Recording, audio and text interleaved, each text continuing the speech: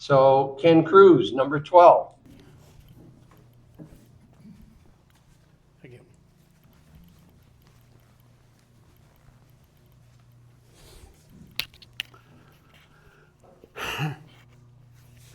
It isn't Tarja.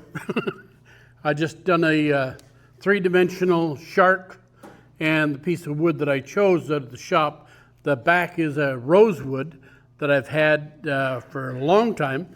In fact, Jim's brother gave me the rosewood several years ago, and I was saving it for a project, and this happened to just be turned out to just work very well. So I was looking through the grains of the wood, and there's a natural eyelet in here, and there's one here, and then I just worked on getting a three-dimensional idea of how I was going to do it and how I was going to mount it. I mounted on dowels, and I've never done wall art before and don't know what I'm going to do with it, but it's here.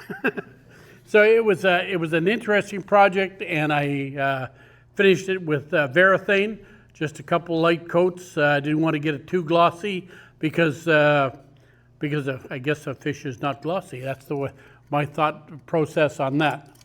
So, and I made some stands for it. So, Ken, you said the back was rosewood in the front? yeah, the plaque is rosewood, and this is a piece of oak that I had, and it's I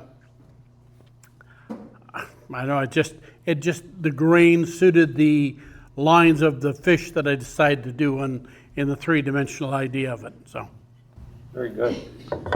Who did you get as a taxidermist to do it? yeah.